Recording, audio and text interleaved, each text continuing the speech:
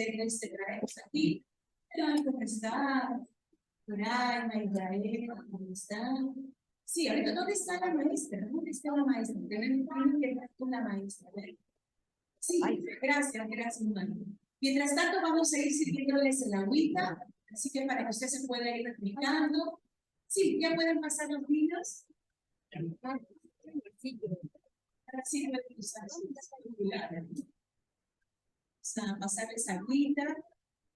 Igual, miren, se ya ha bajado el calor, pero igual sentimos acá medio que ayer hemos venido, ayer no se ha sentido tanto calor.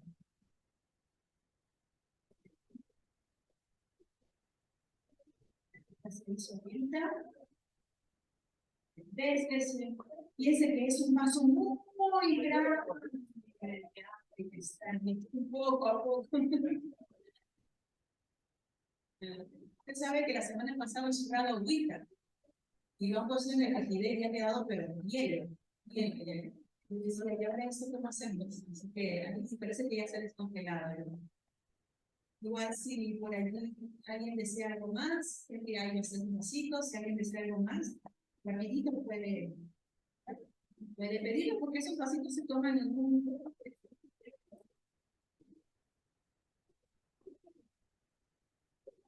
A ver, ahí hay más vasitos, a ver.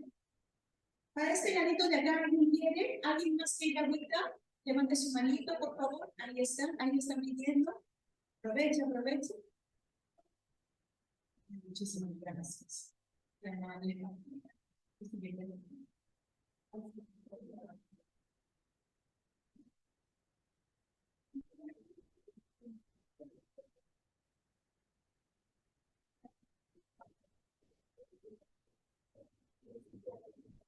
Está listo, gloria a Dios. Ahora sí, siga tomando su agüita.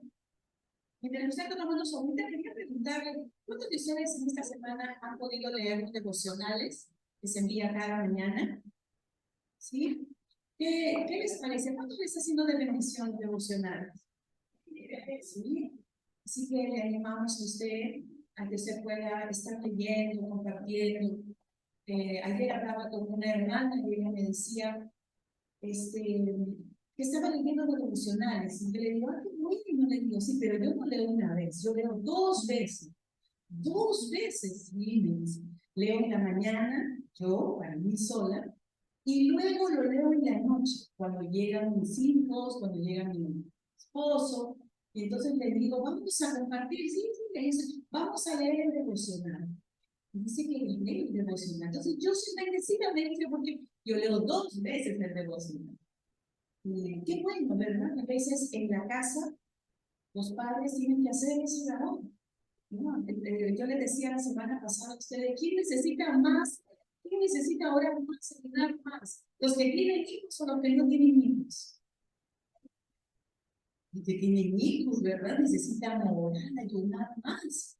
Entonces, cuando yo le escuchaba a ella, me decía, Dios mío, gracias, ¿no? Gracias porque tú estás orando, no es hermano. Usted sabe que para esos devocionales no llegan en español, esos devocionales llegan en portugués. Esos devocionales tienen que ser traducidos una, dos, tres veces, que tienen que ver, aunque a veces, como mi esposo me dice, a veces se nos pasa algunas cositas, ya por cuestión del WhatsApp, pero ya no logramos revisar. Hay detrás de esos devocionales, hay todo un trabajo. Hay un esfuerzo, y a veces uno dice, Señor, ¿cuántos le dan el devocional? Y un día orando al Señor, pidiéndole que cuando aquel que lea el devocional, Señor, tócale, que cántale, que se arrepienta, y oraba así. Y el Señor me dice, sí, yo lo voy a hacer. Y aunque solo uno lea el devocional, tú igual tienes que seguir, tú y tu esposo tienen que seguir trabajando esos devocionales. Porque aunque sea por uno que busque, ustedes tienen que servir a esa persona. ¿Ves, verdad? A veces nos gustaría, por ejemplo, ¿a cuánto le gustaría que estemos acá? 1000 personas. 1000 me gustaría. Pero ahí que ya no pueden entrar, como la chicharronería. Usted sabe, hoy día llegué un poco más tarde, porque tuve un inconveniente con el carrito. Y cuando yo vengo más temprano, la chicharronería está recién abriendo, ¿no? Pero hoy día llegué un poco más tarde. Llego y vi un montón de carros estacionados. Yo decía, a mi esposo le decía, para la iglesia, está bien, muchos carros. Y amén, amén, me decía mi esposo. Y cuando en eso nos acercamos más, la chicharronería estaba llena. Y las personas, ¿cómo creen ustedes que estaban comiendo sus chicharrones? ¿Ustedes creen que las personas estaban ahí? Personas estaban viendo, hasta se le veía de ellos, se le veía la alegría de comer chicharrones. Yo decía, Señor, bueno, aprovecho, aprovecho. A mí me gusta el chicharrón, no como chicharrón. Pero qué bueno que puedan disfrutar, pero sobre todo, qué bueno que puedan disfrutar de hacer eso. Usted sabe que en nuestro estómago tenemos neuronas. Y como tenemos neuronas en nuestro estómago, en la manera como usted come, como usted se alimenta, la forma, eso va a repercutir en su salud física. Yo buena parte de mi vida he pasado comiendo rapidito, rapidito, porque tenía que ir a trabajar, porque tenía que ir a estudiar, porque ustedes saben, yo digo, Señor, ¿cómo es posible que no sabía esto antes?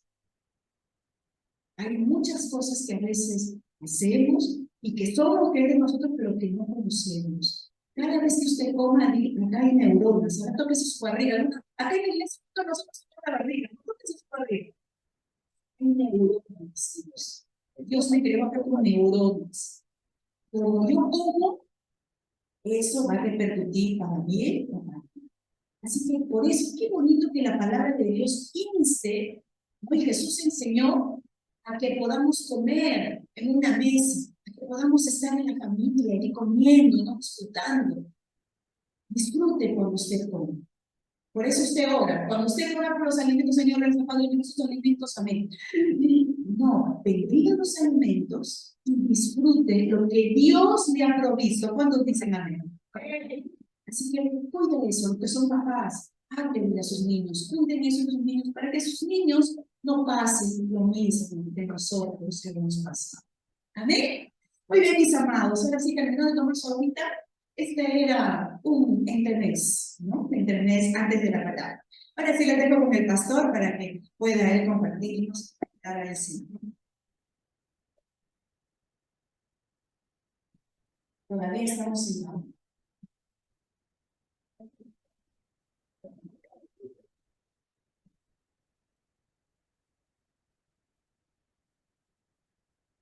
Muy buenos días con todos, que el Señor les bendiga, que el Señor traiga mucha más fortaleza sobre nuestras vidas también en esta mañana. Vamos a continuar nuestro estudio de la palabra del Señor y lo vamos a hacer leyendo la palabra del Señor. Yo quiero que vayamos otra vez al libro de Nehemías.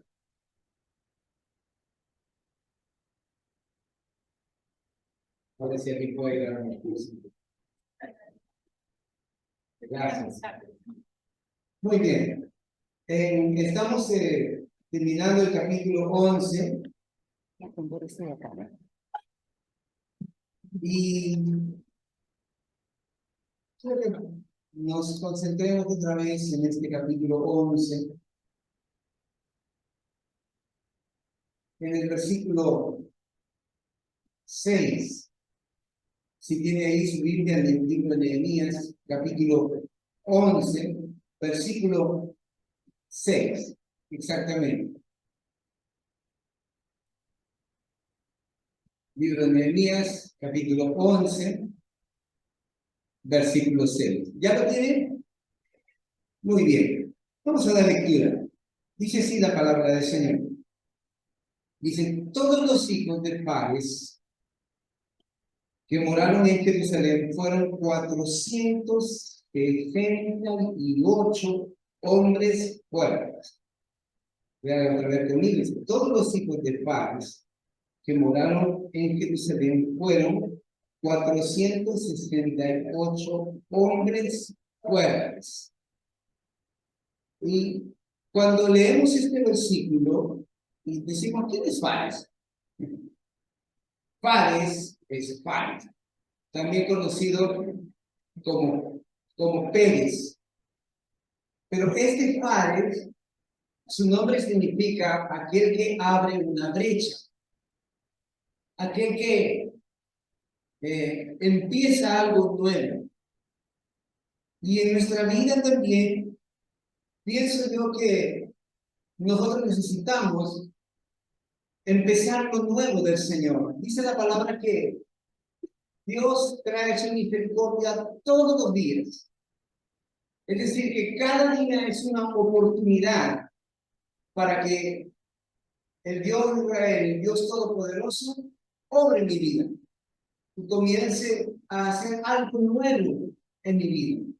Por eso, cuando el apóstol Pablo dice en una de sus epístolas, dice revestido, dice, del nuevo hombre, que no está viciado conforme a los deseos de este mundo, sino al propósito, conforme a la imagen del unigénito Hijo de Dios, del Dios Todopoderoso. Dice que conquistamos cada día. Entonces, quiere que está a tu lado, tú tienes una oportunidad cada día de empezar algo nuevo. Porque nuevas son las misericordias del Señor. Pero un poco más viendo al contexto de esta lectura, de este libro de Nehemías, es que no hay nada más difícil para una persona cuando ha pasado en su vida una serie de situaciones difíciles, volver a empezar. Esta semana se celebró un aniversario más. Bueno, vamos a decir, se recordó un aniversario más del holocausto del pueblo de Israel. Y cuando digo esto, se recuerda, no se celebra que murieron personas, sino se recuerda, se trae memoria para que nunca más haya esta muerte de personas inocentes y vidas. Y yo recuerdo cuando estábamos allá en Jerusalén, y uno de los lugares que nos conmovió más también de aparte del muro occidental, fue el museo que ellos tienen, que se llama el Museo del Holocausto.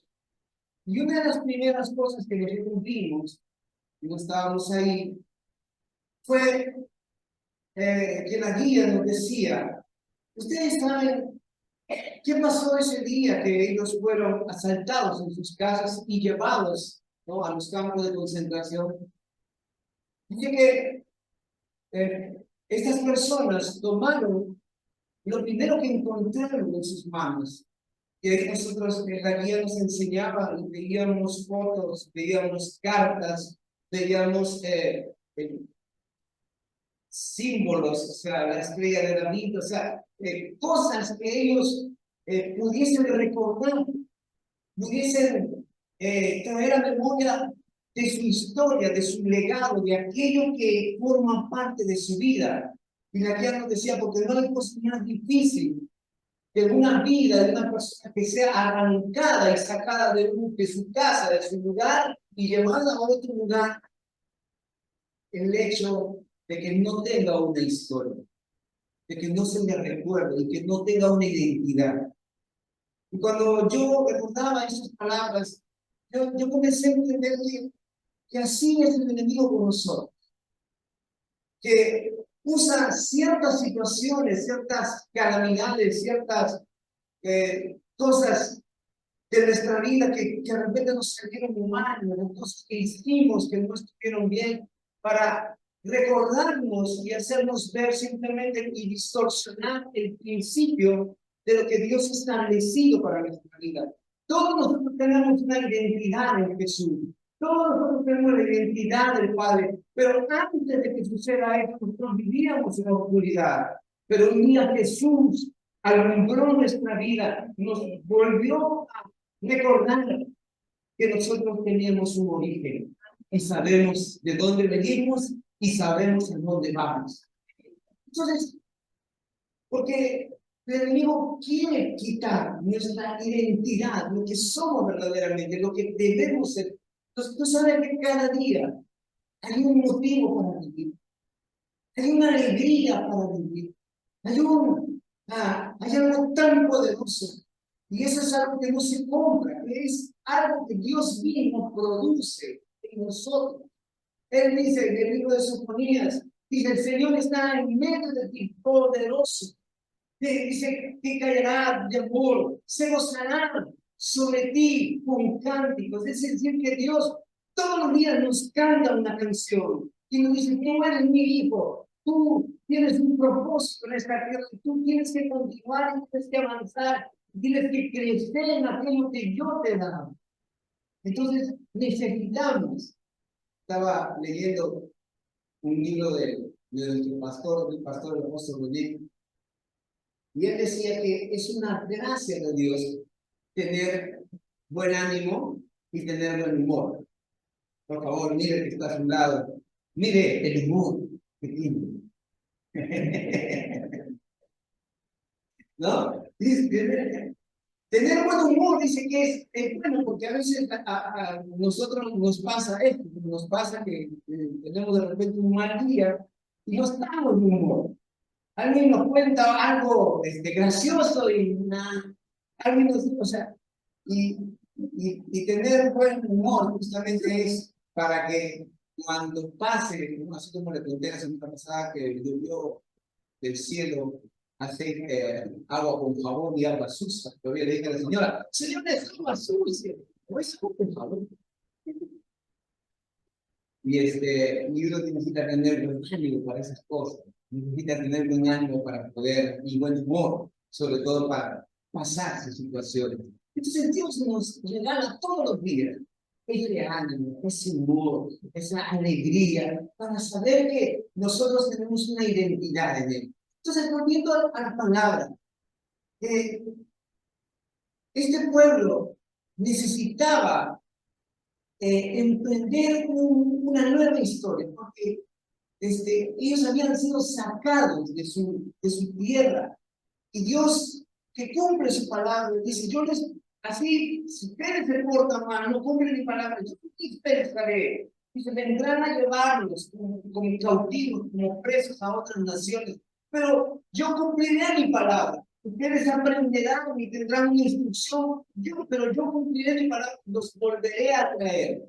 Y el Señor, después de 70 años, los trae nuevamente a su tierra, a la tierra donde tenía que cumplirse el propósito de Dios. Usted sabe que Jesús dijo que cuando habló con la mujer de Samaria, dijo, ustedes, va a llegar un momento en el cual ustedes, ni aquí ni en Jerusalén, sino que los verdaderos adoradores adorarán en espíritu y en verdad. Y él dijo, porque la salvación viene de los judíos, porque Dios se reveló para el pueblo de Israel y se reveló para que ese pueblo sea sal y luz, para que pueda ser un resplandor y para que pueda en esa identidad de Dios alumbrar a las naciones. Entonces, cuando dice la palabra, dice, por eso dice que la ley, la palabra del Señor sale de Jerusalén para todas las naciones de la tierra. Y Jesús cuando dijo eso, dijo que seréis testigos en Jerusalén, en Samaria, en Judea y hasta lo último de la tierra. Y lo último de la tierra, como dicen los chilenos de Chile, ¿no? Sí dicen, lo último de la tierra. Pero sabemos que lo último de la tierra es simplemente llegar a donde todavía la palabra del Señor tiene que llegar. Amén. Así que tienes que estar a tu lado, tú tienes que llevar la palabra del Señor. Tienes que llevar lo que tú eres, tu identidad. Entonces, este pueblo volvió. Y usted recuerda que solamente volvieron 2 tribus, ¿cierto? ¿Cuáles fueron las tribus que volvieron? Judá y Benjamín. Y decía, pero ¿por qué al pueblo de Israel se le dice israelitas o el pueblo de Israel judíos? Porque a partir de ese momento, de ese destierro de 70 años, solamente 2 de las 12 tribus volvieron a casa. Las otras 10 quedaron dispersas. Y en este capítulo 12, cuando usted lo lee detenidamente, ahí está tan más claro que nada. Entonces, Dios tenía que trabajar en la mente y el corazón de este pueblo para que no solamente vuelva a la tierra que el Señor le dijo que tenía que estar, sino para que entienda su propósito. Si te pregunto a ti, ¿cómo vives la vida? ¿Vives agobiado o vivimos agobiados por las cosas de este mundo? ¿Se nubla nuestra identidad? ¿Se nubla lo que somos? ¿Cómo vivimos? Decía la palabra del pastor, que uno tiene que vivir cada día. ¿Es cierto? El Señor Jesús dijo, en el mundo tendréis aflicción, pero confiad, yo he vencido al mundo. Entonces, en ese sentido práctico, yo tengo que decir, yo tengo que vivir cada día entendiendo que estoy pasando situaciones difíciles, pero tengo que entender mi propósito. Entonces, cuando la palabra del Señor les dice aquí, ¿no? Que los que volvieron, dice que fueron 468, o sea, de estos hombres, vuelva conmigo, por favor, versículo 6, de todos los hijos de padre, ¿no? Entendemos que los que vinieron a morar otra vez estaban ahí, de los hijos de Benjamín, de los hijos de Judá, versículo 4. Y encontramos aquí a los hijos de Fares, dice que fueron 468 hombres fuertes. En otra traducción dice hombres valerosos. Otra dice hombres de guerra. Otra dice hombres valientes para la guerra. Otra traducción dice hombres capaces. Yo creo que esta le va a gustar. Dice hombres, todos ellos excepcionales, hombres fuertes, guerreros valientes, hombres valerosos, hombres aguerridos, hombres y varones fuertes, y otra traducción dice hábiles. Mire, todas estas características de estos hombres que los hijos de padres que volvieron, yo me pongo a pensar en nuestra vida. ¿Saben? Lo que nosotros necesitamos todos los días para vivir nuestro propósito, para vivir lo que Dios dice en nuestra vida, es una palabra que se llama determinación.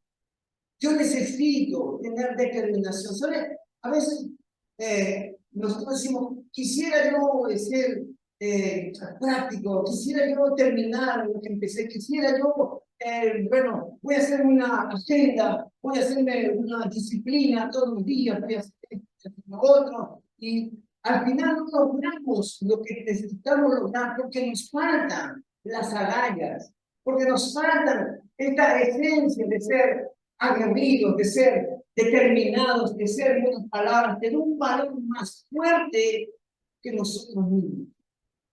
Y cuando nosotros pensamos en ello, decimos solamente, si no fuese por el Señor, si no fuese porque Él, cuando yo voy a Él, yo entiendo lo que Él tiene para mi vida. Entonces, a partir de ese momento, yo hago la diferencia.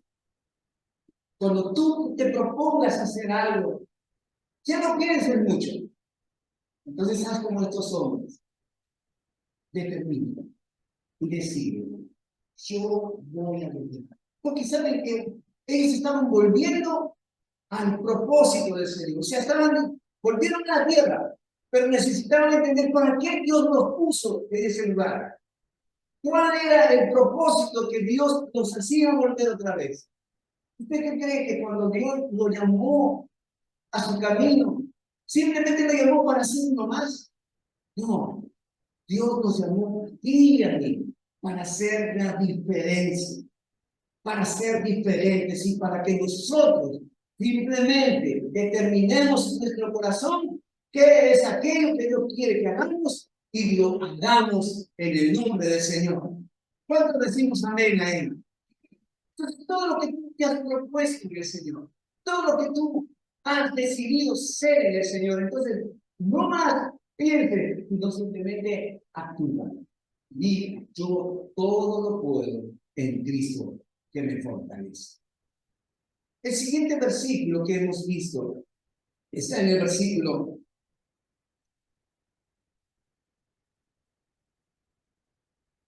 14. Vaya conmigo al versículo 14. Y dice, el versículo 14 dice, y sus hermanos hombres de gran vigor, dice 128, el jefe de los cuales, dice, era Sabdiel, hijo de Gedolim.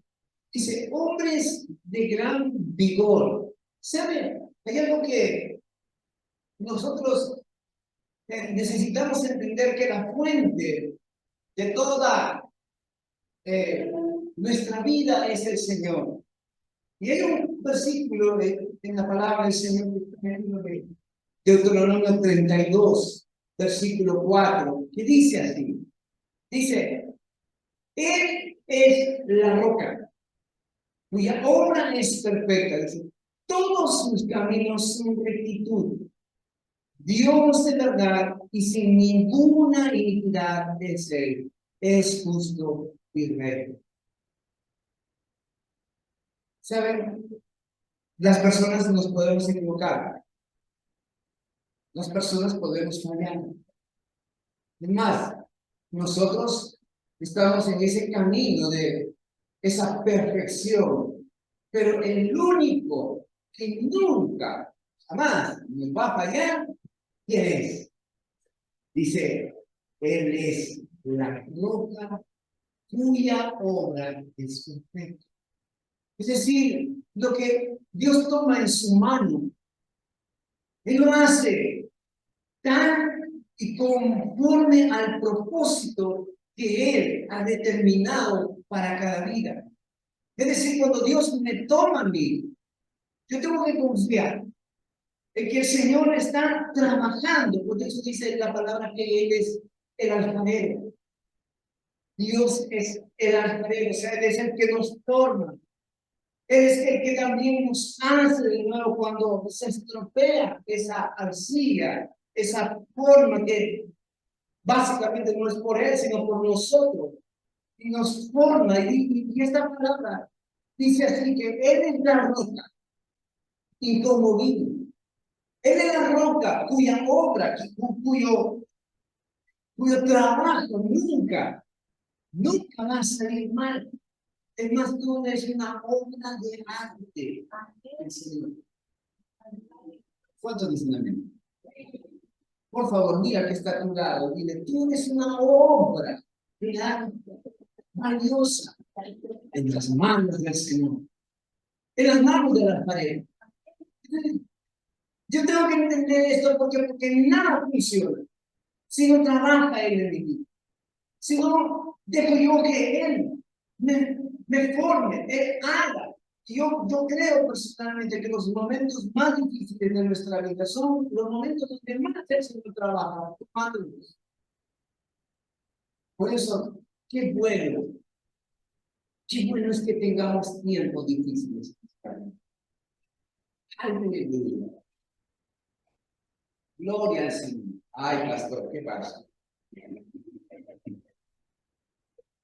Porque dice el Señor al pueblo, a su pueblo, dice, oye Israel, yo soy tu formador. Yo soy el que te formé. Yo soy el que estoy callando, esculpiendo esa obra preciosa. Entonces necesitamos caminar en ese principio, porque es mejor estar preparados. ¿Sabe que en el tiempo de la pandemia, así como mucha gente se acercó al Señor, también muchas personas volvieron atrás? ¿Usted sabía eso? Y no pasó solo en la iglesia de la visión, pasó en otras iglesias. Y necesitamos otra vez volver a los rudimentos, volver al principio de esta palabra, para que nuestra vida comience otra vez a ser formada y a ser trabajada en ese propósito del Señor. ¿Cuántos podemos decir, Señor, haz lo que tengas que hacer en mi vida? Haz lo que tengas que hacer, Señor. Pase lo que pase, cueste lo que cueste. Pero haz. Hay un pastor que cantaba y Señor, no te detengas hasta que sea formada toda tu imagen. No te detengas, Señor. Además, ¿Cuántos podemos hacer esa oración? ¿Cuántos podemos decir? Sí, Señor, trabaja en mí. Entonces, estos hombres necesitaban esa fortaleza, ese coraje. Este pueblo necesitaba no solamente un ánimo, decir ahí, mírame, no, que te vaya bien. Y, digo, no va a salir bien. Ánimo. No necesitaba solamente un cariñito, necesitaba una exhortación, un llamado de atención, necesitaba una dirección correcta. Es decir, ahora es el momento. Y por eso es que el Señor, a pesar de echamos suerte para que poblara Jerusalén, a pesar de ello, Dios comenzó a trabajar con las cabezas, con aquellos que tenían ese hambre y ese corazón para poder ser formados. Y encontramos en este pasaje que hombres de gran otras traducciones. Dice, otras traducciones dicen, eran guerreros, eran valientes, eran excepcionales colaboradores. Si pueden decir, sus fotos salía ahí a un costado, dice, el trabajador, el colaborador del mes, del reino de Dios. ¿A cuánto gustaría que en el reino salga su foto? Aquí el grande hermano César Martínez, colaborador, hombre guerrero, valeroso, excepcional, con coraje. A mí su foto, pero la podemos poner bien a la. Entonces, estos hombres necesitaban esa inyección de vigor. Se dice, no eran excepcionales colaboradores, guerreros valientes, hombres de gran vigor, hombres fuertes, hombres de guerra, hombres aguerridos. Usted sabe que estamos en una guerra. Por favor, pregúntale que está a tu lado. ¿Usted sabe que estamos en una guerra? Sí, estamos en una guerra. Todos los días perdemos la paz si no sabemos trabajar y obrar en la guerra que estamos. Me gusta mucho cuando venimos a la oración, pongo esa canción, y dice, Dios está llamando a la guerra. De los años 90. Dice, cantábamos esa canción, que es una canción muy subversiva para este tiempo. Nosotros somos de paz. Pero también dice el Señor, despierte mis valientes. Levántense los hombres y mujeres de guerra. ¡Guerra! Y para la guerra, yo tengo que estar armado. Pregúntale a tu hermano. ¿Estás armada para la guerra? ¿Estás fuerte para la guerra? ¿Estás herido? ¿Estás en cuidados intensivos? ¿Estás fuerte? ¿Estás firme? Y no estamos hablando de pelear con personas, por si acaso. Sino estamos hablando de ponernos en el centro para orar, para que este tiempo de violencia que hay sobre todo, y no solo en nuestra nación, en todo el mundo, cese. Somos hombres y mujeres que hemos sido llamados a esa guerra. ¿Cuántos no han visto la película Cuarto de Guerra? La hermana, ¿no? La morena ahí, sí, parecido a la pastora del aire ahí, que se metía a su cuarto y golpeaba y no, sí, la pastora del aire, tremenda mujer de guerra.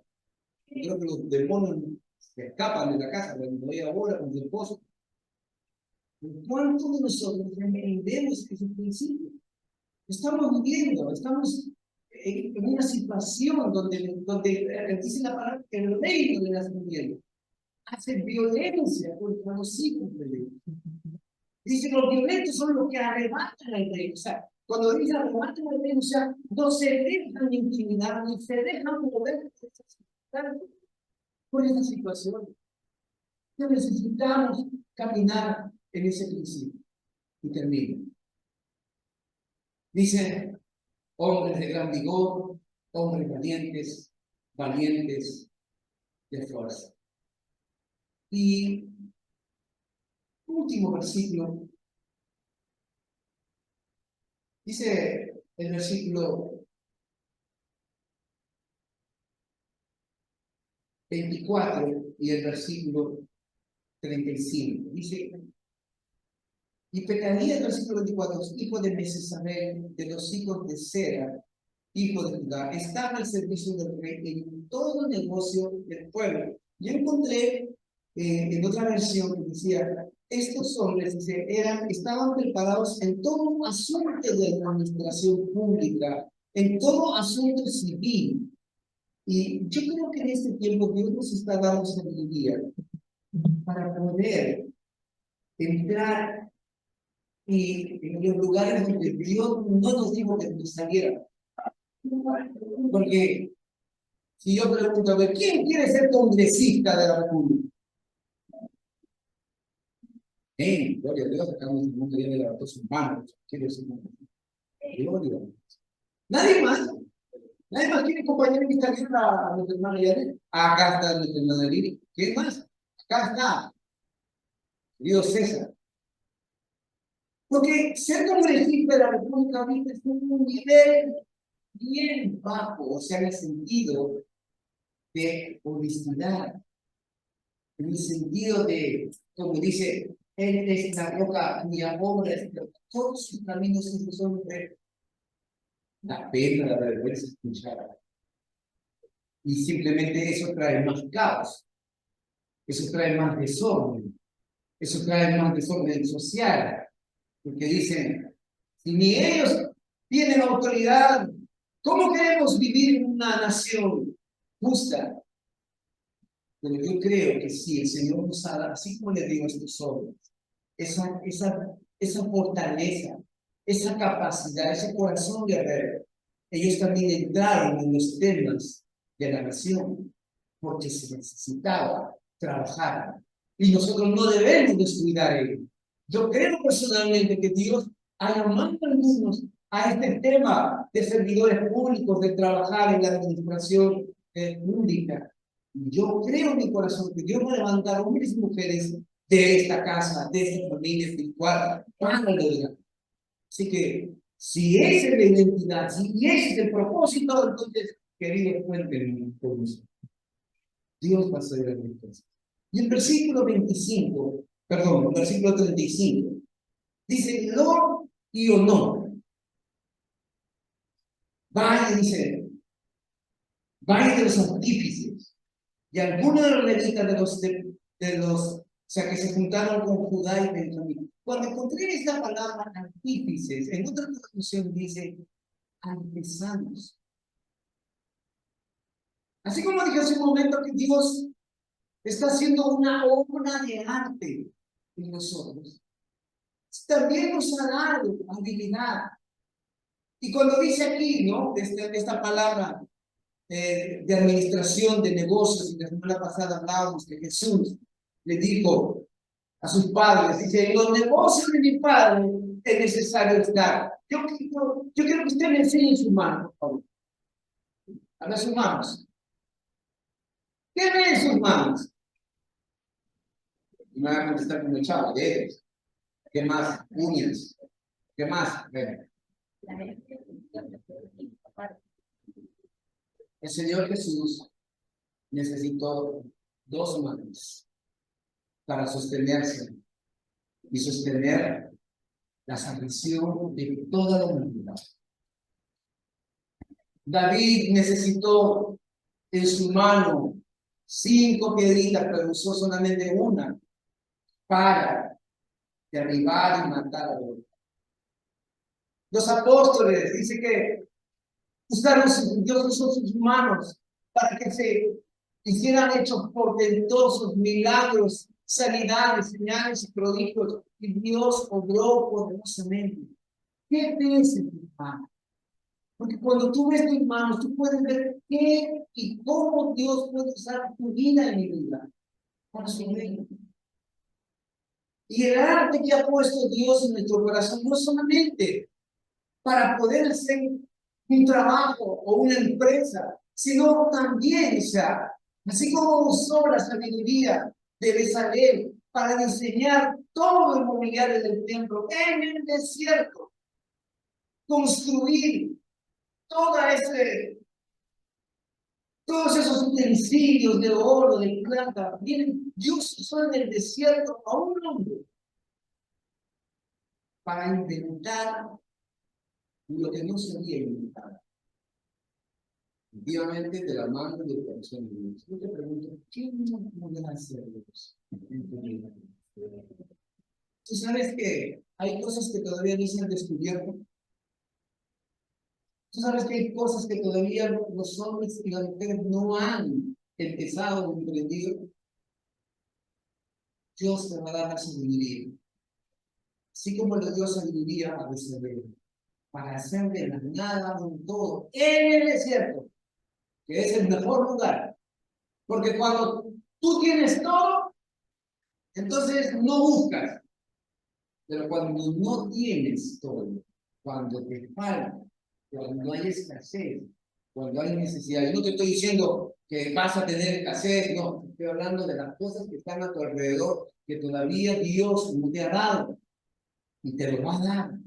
Pero ese sí es el Dios trabaja en la mente y en el corazón, así como trabajó en el corazón de estos hombres que tenían arte en sus manos, en su mente, en su corazón. Tenían forma de trabajar aquello que Dios había preparado para su vida. Yo te quiero decir así. Dios va a hacer cosas grandes en tu vida. Dios te va a dar esa sabiduría, te va a dar todo lo que necesita tu corazón.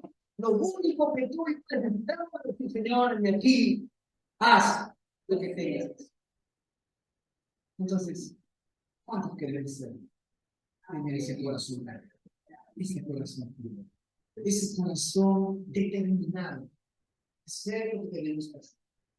Y Dios consolidó la mente y el corazón de este pueblo, este remanente de lo que quedaba de Israel, las dos tribus, Judá y Benjamín, para trabajar y hacer lo que hoy día tenemos.